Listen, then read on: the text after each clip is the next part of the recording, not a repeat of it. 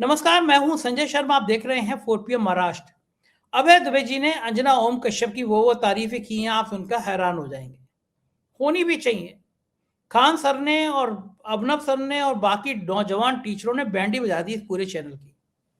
समझ में आ गया कि हिंदू मुसलमान का खेल करना कितना भारी होता है। चलता हूं, अभय दुबे जी से बहुत सारी बातचीत की है, आप भी सुनिएगा, अच्छी लगेगी बातचीत। शुक्रिया, thank you. 4 PM news network में बहुत बहुत स्वागत है अभय दुबे जी आपका। ये तो मोटा मोटा मुझे अब तय समझ में आ रहा है कि धर्मेंद्र प्रधान जी कहीं नहीं जाने वाले। मंत्रिमंडल अगर विस्तार हुआ जिसकी चर्चा है, तो हो सकता है कि उनको एक्स को वाई, वाई को एक्स कर दिया जाए और ज्यादा दबाव बना तो धर्मेंद्र प्रधान जी को किसी और विभाग का, भारी भरकम विभाग का मंत्री बना दिया जाए। लेकिन ये जो नौजवानों का गुस्सा था, ये काकरोच पार्टी का गुस्सा था, ये जैन जी का गुस्सा था, आपको लगता है ये गुस्सा शांत हो गया होगा?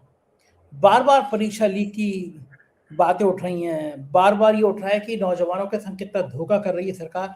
ये बातें क्या खत्म हो जाएंगी? ये बातें समाप्त हो जाएंगी, या कोई ना कोई गुस्सा अंदर अभी पनप रहा है और जो एक बड़ा रूप ले सकता है देश में? क्या लगता है?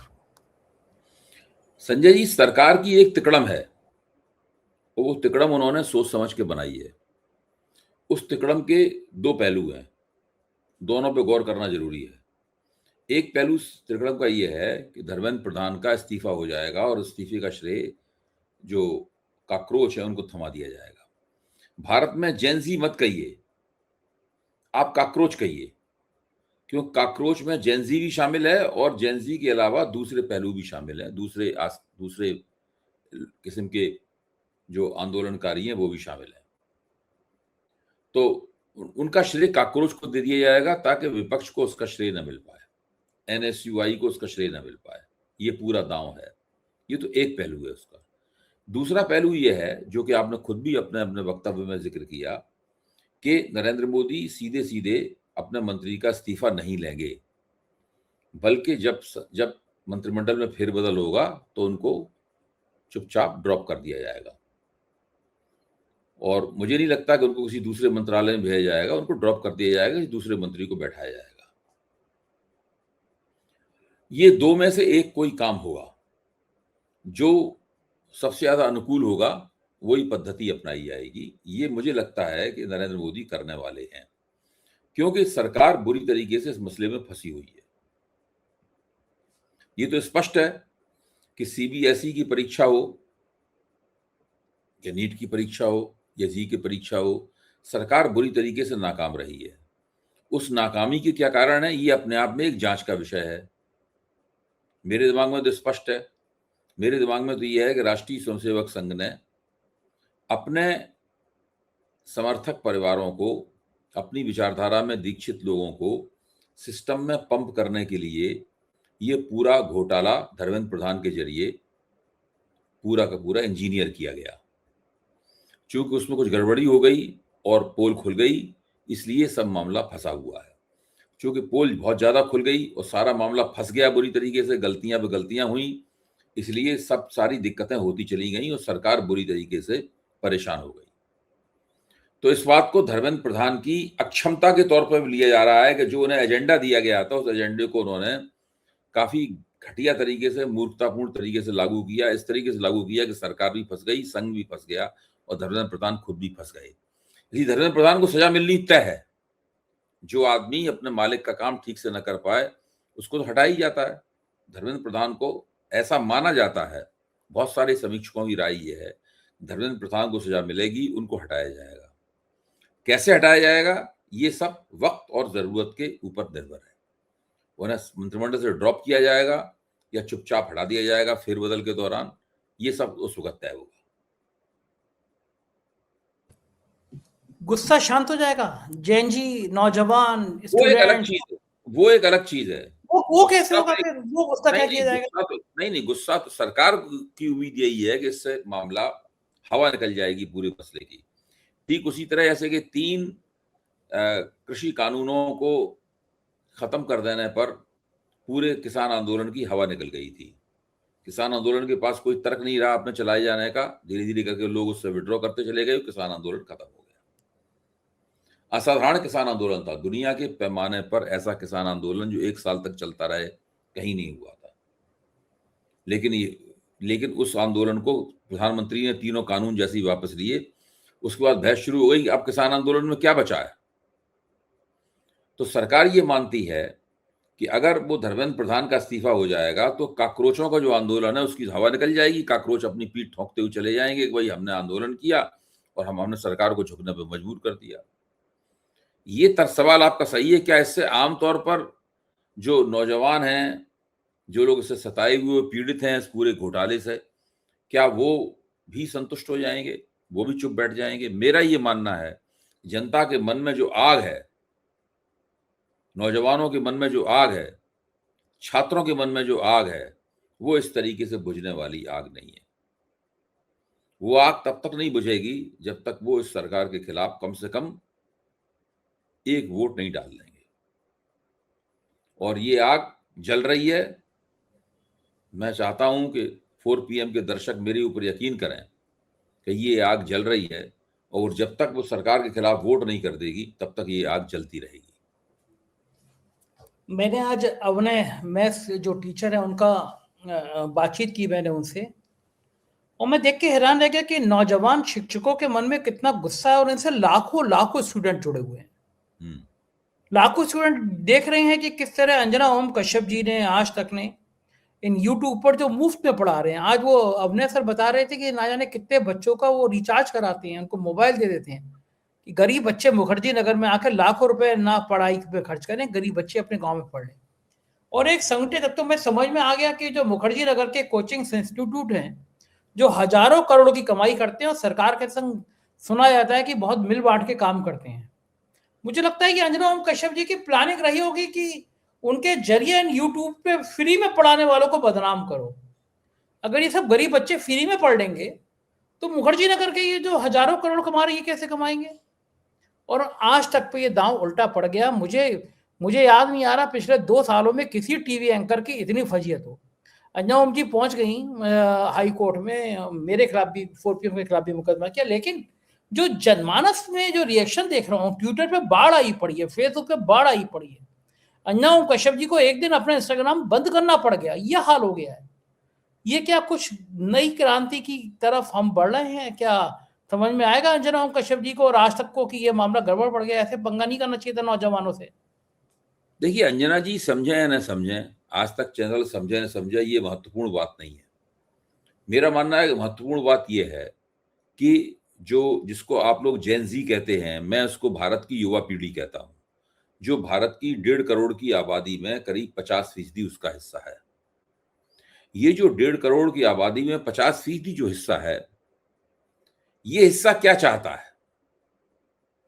क्या ये हिस्सा यही व्यवस्था चाहता है जो इस सरकार ने बना रखी है, जिसमें पेपर लीक हो, जिसमें नौजवानों के भविष्य पूरी तरीके से तबाह हो? क्या यही चाहता है? जो लोग CBSE में की परीक्षा में बैठते हैं, हम लोगों को उनकी उम्र भी पता है। जो लोग नीट की परीक्षा में बैठते हैं, हमें उनका प्रोफाइल भी पता है। जो लोग जी की परीक्षा में बैठते हैं, हमें उनका प्रोफाइल भी पता है। ये सारे के सारे लोग इस वक्त देश के सबसे ज्यादा मानसिक रूप से और शारीरिक रूप से और आर्थिक रूप से सताए हुए लोग हैं। ये लोग निश्चित रूप से सरकार से जवाबदेही करेंगे, चूंकि जवाब उन्हें मिलने वाला नहीं है, इसलिए सरकार को उनकी नाराजगी का खामियाजा उठाना पड़ेगा। अंजना ओम कश्यप या आज तक जैसे चैनल, इन बातों के बीच में इनका कोई मतलब नहीं है। ये रहें न रहें, इससे कोई फर्क नहीं पड़ता। हम लोग मीडिया वाले हैं, वो भी मीडिया वाले हैं, इसलिए हम उनका जिक्र करते हैं और वो हमारी ही बिरादरी के हैं, मैं ये मानता हूं। अंततः घूम फिर के कहीं अंजना जी हम लोगों को मिलेंगी किसी होटल में, किसी कैफे में, किसी चाय घर में, किसी सड़क पे, किसी कॉर्नर पर रिपोर्टिंग करते हुए या कुछ करते हुए, तो हम लोग उनका अभिवादन करेंगे, वो हमारा अभिवादन करेंगी। हम लोग में बातचीत होगी, हो सकता है हम लोग एक एक कप चाय भी साथ बैठ के पिए, एक एक कप कॉफी भी साथ बैठ के पिए। मुझे भी बुला लीजिएगा, मुझे भी बुला बिल्कुल, लीजिएगा। आप भी होंगे उसमें, आप भी होंगे। मैं तो आपको मिला के बात कर रहा हूँ, अच्छा, मैं तो आपको मिला के बात कर रहा हूँ। वो ठीक है। मेरा कहना अंजना ये है जी कि मैं और संजय जी दोनों मिलेंगे और वो मिलेंगी उसमें। वो भले ही वो नेक महिला है, भले ही आज वो जो कुछ भी करती रहे, वो अंततः हम लोगों के साथ बैठ कर कॉफी पियेंगे। मुझे यकीन है, आखिरकार हम लोग हैं तो एक ही बिरादरी के। देर सवेर की बात है, केंद्र में सत्ता बदलेगी तो वो कहीं और नजर आएंगी। बस ये कि अभी फिलहाल वो थोड़ी गोदी मीडिया ज्यादा आज वो भगवाधारियों के साथ है, कल वो सफेद वस्त्रधारियों के साथ होंगी। ये आप चैनलों की निष्ठा जो है ना, वो सरकार के आप संग बदलती रहती है। देखिए, आप निश्चित समझिए, आज वो भगवाधारियों के साथ हैं, कल वो सफेद वस्त्रधारियों के साथ होंगी, वरना टिक नहीं पाएंगी। उनके हाँ, टिकने का तो यही तरीका है सबसे बड़ा। हाँ, तो सरकार वो बदलेगी तो ये नफरत मुझे की उसमें कोई पत्रकारिता दिक्कत खत्म नहीं हो है। जाएगी। मैं जानता हूँ इन सबका किरदार मैं अच्छी तरीके से जानता हूँ। मुद्दतों से मैं देख रहा हूँ इन लोगों ने कितने बार अपने किरदार को बदला है। ये अंजना जी बस न्यूज़ 24 में भी कभी काम करती थी, जो कि अनुराधा जी का चैनल है, राजीव जी का चैनल है, हम लोग जानते हैं ना उनको। मैंने उस वक्त भी न्यूज़ 24 में उन्हें राजीव जी से बात करते हुए सुना है, अनुराधा जी से बात करते हुए सुना है। मेरे उनके प्रोग्राम में भी मैंने भाग लिया है। मैं पुरानी बात बता रहा हूँ, जब वो आज तक में नहीं थी। मैं उस वक्त की बात बता रहा हूँ। मैं बहुत पुराना चावल हूँ संजय जी। हाँ, मैं इसमें सब क्या दो राय मतलब, हाँ, आपको एक-एक आदमी की पुराना जन्म पत्री जानते हैं। और पुराना चावल हमेशा खुशबूदार होता है। हाँ, ये बात तो सही है अभय जी, आपके अंदर तो खुशबू बहुत आती है। तभी तो मैं कहता हूँ जी। मैं तो आपका काय फैन इसीलिए हूँ। बातें राजनीति की, उत्तर प्रदेश के मुख्यमंत्री तो एकदम फॉर्म में आ जाते हैं कभी-कभी। हुँ, नंदी जी हैं, इलाहाबाद के हैं, काफ़ी विवादित रहे हैं धंधे के मामले में, पैसे के मामले में। भ्रष्टाचार के इतने आरोप लगे कि अगर मैं गिनाने बैठूँगा तो सुबह हो जाएगी, पूरे 24 घंटे बीत जाएँगे। दिल्ली दरबार के बड़े करीबी हैं, एक्सप्रेसवे में ठेकेदार उनके चैन के बन के होते थे। ब्लैक लिस्टेड ठेकेदारों को भी काम मिल जाता था, विभाग उनका था। लेकिन अचानक योगी जी ने उनका विभाग छीन लिया, हुँ, डायरेक्ट खुद ले लिया विभाग कि जाइए। पूरे ठेकेदार जिन्होंने कहीं न कहीं एडवांस दे रखा होगा किसी न किसी इंजीनियर को, अफसर को, पसीने-पसीने हैं। और लोग समझ नहीं पा रहे कि पिछले 4 सालों से नंदी के भ्रष्टाचार की कहानियाँ गली-गली, मोहल्ले-मोहल्ले में गूंज रही थी।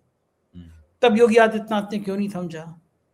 या अब 1 साल बचा है चुनाव में तो समझ में आ गया कि ये जो बेईमानी की कहानियाँ हैं, बच्चे-बच्चे की जुबान पे हैं, तो ये कितना ही अब्दुल की चूड़ी टाइट करते रहो। अगर ये भ्रष्टाचार कम नहीं होगा तो अब्दुल की चूड़ी तो नहीं, हिंदुओं की चूड़ी टाइट हो जाएगी और हिंदू हमारी चूड़ी टाइट कर देंगे। लेकिन ये तो दिल्ली को खुला चैलेंज है, अमित शाह, मोदी के करीबी आदमी नंदी को इस तरह पैदल करना। क्या लग रहा है कि अब मयान में तलवार अभी जाने का नाम नहीं ले रही, अभी कुछ देखना बाकी है? देखिए, विधानसभा का चुनाव जो है, उत्तर प्रदेश विधानसभा का चुनाव अभी थोड़ी-सी दूर है। अगले साल होगा ये चुनाव ये। अभी इस साल में ही कई महीने बाकी हैं। अभी तो मई का महीना चल रहा है। अभी जून, जुलाई, अगस्त, सितंबर, अक्टूबर, नवंबर, दिसंबर, काफ़ी महीने बाकी हैं। ऐसी स्थिति में मैं ये मानता हूँ कि जैसे ही ये साल खत्म होगा, वैसे ही पाला मजबूती के साथ खिंच जाएगा। उसके बाद हम लोगों को देखना ही पड़ेगा कि योगी आदित्यनाथ क्या रवैया अपनाते हैं और उनके मुकाबले जो केंद्र का गुट है भारतीय जनता पार्टी का, क्या वो दृष्टिकोण अपनाता है कि वो उत्तर प्रदेश विधानसभा का चुनाव किस तरह लड़ना चाहता है। क्या वो योगी आदित्यनाथ से झगड़ा करके लड़ना चाहता है या योगी आदित्यनाथ से समझौता करके लड़ना चाहता है? यही है वो केंद्रीय प्रश्न जिसके आधार पर तय होना है कि उत्तर प्रदेश का राजनीतिक भविष्य क्या है। और उत्तर प्रदेश का राजनीतिक भविष्य क्या है, इसी के साथ जुड़ा हुआ है कि वो 2029 में दिल्ली का राजनीतिक भविष्य क्या है। ये दोनों मुद्दे महत्वपूर्ण हैं, इन पे गौर करने की जरूरत है। मैं बहुत ही बिना किसी हेर फेर की ये बात कह रहा हूं। अच्छा, लग क्या रहा है कि मेरा मानना ये है संजय जी कि केंद्र की पूरी कोशिश होगी कि किसी न किसी तरीके से योगी आदित्यनाथ के साथ समझौता कर लें। उसकी शर्तें होंगी, उसमें एक लेन देन होगा, कितने टिकट किसको क्या मिलेंगे, ये सब कुछ होगा उसके अंदर। अगर योगी आदित्यनाथ ही समझौता करने से इनकार कर देते हैं तो मैं ये मानता हूं कि भाजपा का उत्तर प्रदेश में भविष्य संदिग्ध हो जाएगा और अखिलेश यादव की बनाएगी, पीडीए की बनाएगी, अखिलेश और कांग्रेस के गठजोड़ की बनाएगी। अगर आलाकमान और योगी आदित्यनाथ के बीच में समझौता हो गया तब फिर पूरा खेल जो है दूसरे तरीके से खेला जाएगा। तब खेल चुनाव नतीजा आ जाने के बाद शुरू होगा। अगर समझौता नहीं हुआ तो वो जैसे ही नाम वापसी की तारीख खत्म होगी, खेल वहीं शुरू हो जाएगा। आप समझ हाँ, तो रहे हैं मेरा क्या कहने का मतलब बिल्कुल क्या ठीक है? बात है, खेल वहीं से शुरू हो जाएगा। वही शुरू हो जाए। अच्छा, अलग-अलग समीकरण बन रहे हैं, जैसे पीडीए के मुकाबले में अब योगी आदित्यनाथ फिर से कुछ बढ़ावा दे रहे हैं ठाकुर राजनीति को, करणी सेना के बयान सामने आने लगे हैं। अब पता नहीं इसमें योगी जी का कितना हाथ होगा, नहीं होगा। क्या उत्तर प्रदेश का चुनाव धार्मिक मुद्दों के साथ-साथ जातीय संतुलन भी बहुत तय करेगा, जातीय गठजोड़ तय करेगा? सब कुछ इस बात पर निर्भर करता है, जो बात मैंने पहले कही थी, कि क्या केंद्रीय भाजपा के केंद्रीय आला कमान और योगी आदित्यनाथ के बीच में एक फौरी समझौता होगा या नहीं होगा। असली सवाल ये है। अगर समझौता होगा तो वो किस तरह प्ले आउट करेगा, अगर समझौता नहीं होगा तो वो किस तरह प्ले आउट करेगा, इसकी तरफ हमें निगाह डालना होगा। पूरी परिस्थिति बहुत जटिल है, परिस्थिति बहुत जटिल है। वो किस तरीके से अपने आप को सामने पेश करेगी सबके, किस तरह पूरा राजनीतिक खेल होगा, ये तब तय होगा उसके हिसाब से, उससे पहले तय नहीं होगा। ठीक बात है, मैं मानता हूँ। दूसरी बात मैं एक महत्वपूर्ण पूछना ये चाहता हूँ कि आप तो खैर मंदिर-वंदिर नहीं जाते हैं, ज़्यादा पूजा-पाठ पे यकीन नहीं करते, लेकिन जैसे मैं मंदिर जाता हूँ, मैंने कई बार देखा कि लड्डू भगवान जी को चढ़ाऊँ तो वो लड्डू रखा रहता है। तो भगवान जी के तो किसी काम का नहीं है लड्डू, फिर वो लड्डू हम लोगों को मिल जाए या हम लोग खा लेते हैं। हम्म। तो भगवान जी तो विरक्त होते हैं, उनको तो मोह माया से मतलब नहीं है।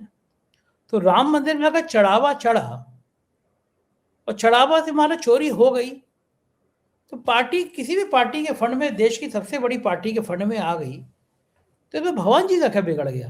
भाई भगवान जी को तो पैसे लेने नहीं है।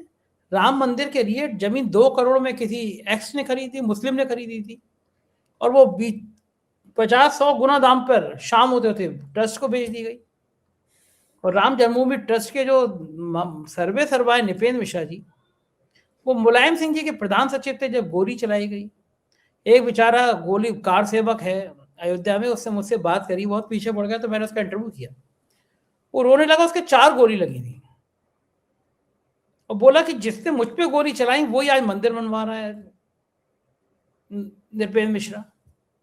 भगवान राम की भी लीला देखी है कि उनके बेटे को टिकट मिला, भगवान जी को जिता देना चाहिए कि देखो बंदा मेरा मंदिर बनवा रहा है, बेटे को भी हरवा दिया।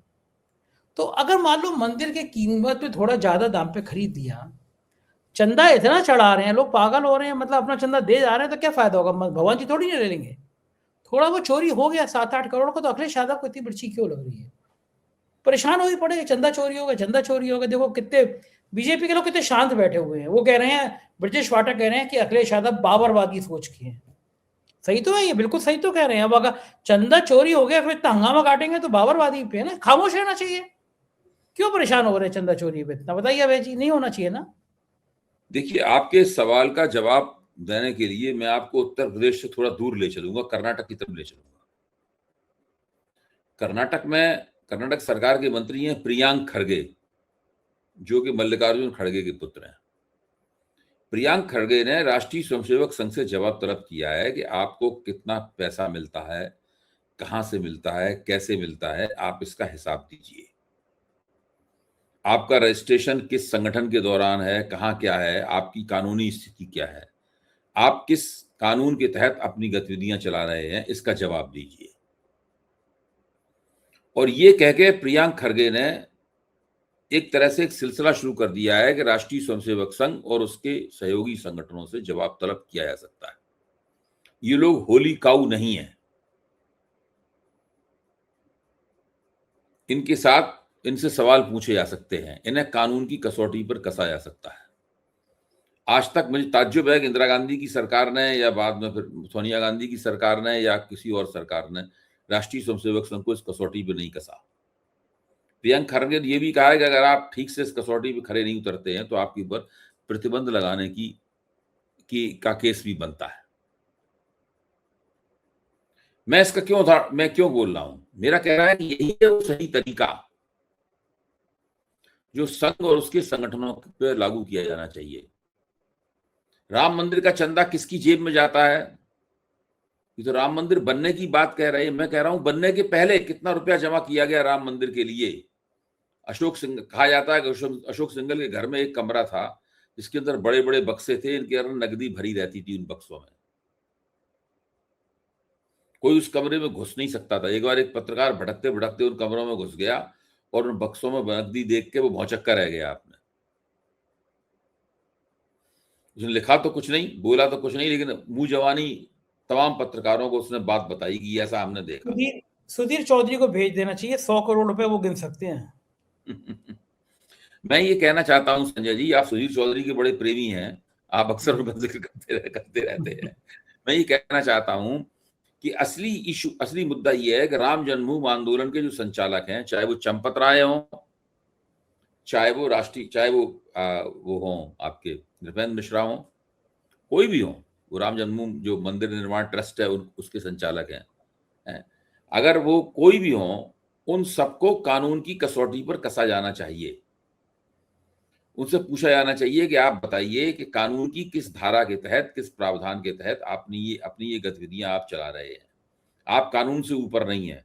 आपने चंदा जमा किया है, उसका आपने हिसाब दिया है कि नहीं दिया है।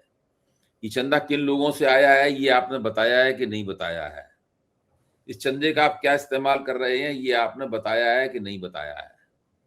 ये सबसे महत्वपूर्ण बात है।